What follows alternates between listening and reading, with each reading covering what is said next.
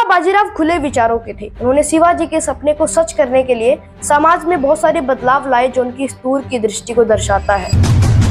युद्ध के दौरान मल्हार राव जी शिंदे शाही और रघुनाथ राव जी के भरपूर समर्थ थे।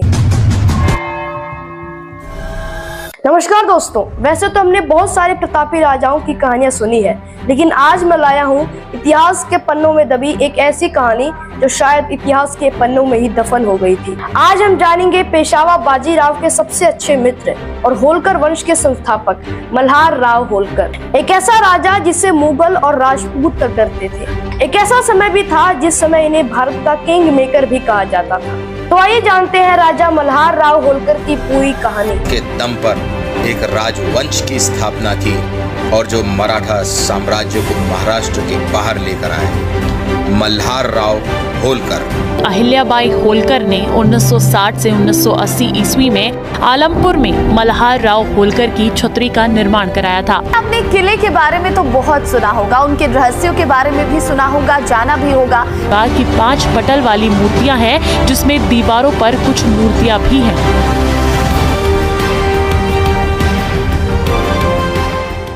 मल्हार राव होलकर जी का जन्म 16 मार्च सन 1693 को पुणे जिले के हॉल गांव में हुआ था। निजाम के खिलाफ युद्ध में बाजीराव और मल्हार राव की भेंट हुई, जिसमें मराठाओं के साथ मिलकर मल्हार राव ने पूरी साहस के साथ युद्ध लड़ा और एंड में मराठाओं की जीत हुई। पेशवा बाजीराव खुले विचारों के थे। उन्होंने शिवाजी के सपने को सच करने के लिए समाज में बहुत सारे बदलाव लाए जो उनकी दूर की दृष्टि को दर्शाता है। 1720 में मल्हार राव होलकर ने मराठा सेनाओं की कमान संभाली और 1730 तक छत्रपति साहू जी ने इन्हें मालवा का सर्वोच्च शासन के रूप में नियुक्त कर दिया। असल में युद्ध के दौरान मल्हार राव जी शिंदे शाही और रघुनाथ राव जी के भरपूर समर्थ थे। जब अफगानियों के हमलों की सूचना मल्हार राव होलकर जी को मिली तो उन्होंने अन्य मराठाओं के साथ आक्रमण करने की तैयारी करने लगे, किंतु रघुनाथ राव और पेशवा बाजीराव के पुत्र एवं पेशवा के दीवान सदाशिव भाऊ के मतभेद की वजह से मल्हार राव को पानीपत के युद्ध में रघुनाथ राव जी की सहायता नहीं मिल पाई।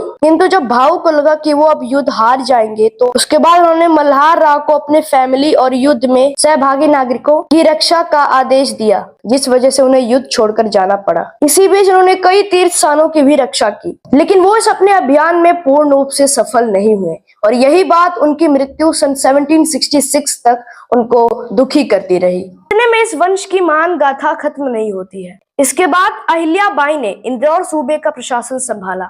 जनता इनको देवी की तरह मानती थी।